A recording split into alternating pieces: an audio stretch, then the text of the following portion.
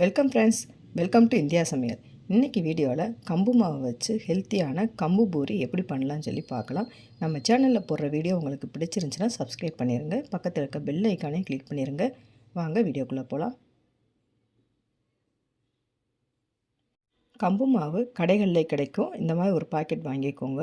அதில் 1 கப் அளவு கம்பு மாவு சேர்த்துருக்கேன். 1/2 கப் அளவுக்கு கோதுமை மாவு சேர்த்துக்கலாம். 2 டீஸ்பூன் ரவை சேர்த்துக்கலாம். உப்பு தேவையான அளவு சேர்த்துக்கோங்க. இப்போ சேர்த்துட்டு நல்லா கலந்து விட்டுக்கிடலாம். இப்போ இந்தளவுக்கு நல்லா கலந்து விட்டாச்சு. தண்ணி ரொம்பவும் சூடாக இருக்கக்கூடாது. லைட்டான இளம் சூடில் கொஞ்சம் கொஞ்சமாக தண்ணி ஊற்றி சாஃப்டான பதத்துக்கு நம்ம பிணைஞ்சிக்கிடலாம். கொஞ்சம் டைட்டான பதத்துக்கு பிணைஞ்சிக்கோங்க. 1/2 hour நல்லா ஊறட்டும். 1 டீஸ்பூன் அளவுக்கு எண்ணெய் சேர்த்துக்கிடலாம். இப்போ எண்ணெய் சேர்த்தாச்சு, நல்லா ஊறட்டும். இப்போ பார்த்திங்கன்னா 1/2 hour ஆயிடுச்சு. இப்போ இந்த மாதிரி கொஞ்சமாக மாவு எடுத்துக்கோங்க. இந்த மாதிரி கைகளை இந்த மாதிரி உருட்டிக்கிறலாம். இப்போ சப்பாத்தி கட்டையில் கொஞ்சமாக மாவு சேர்த்துட்டு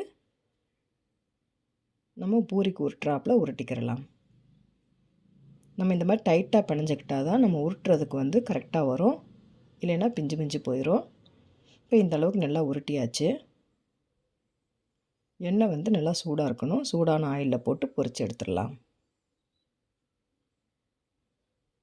இப்போ நடுவில் இந்த மாதிரி ஓட்டை இல்லாமல் இருந்துச்சுன்னா நல்லா பொசு பொசுன்னு வரும். நம்ம எந்த ஒரு சோடாப்பும் எதுவுமே சேர்க்கவும் இல்லை. ஹெல்த்தியான கம்பு பூரி ரெடி ஆயிடுச்சு. எவ்வளோ சாஃப்டாக வந்திருக்குன்னு பாருங்கள்.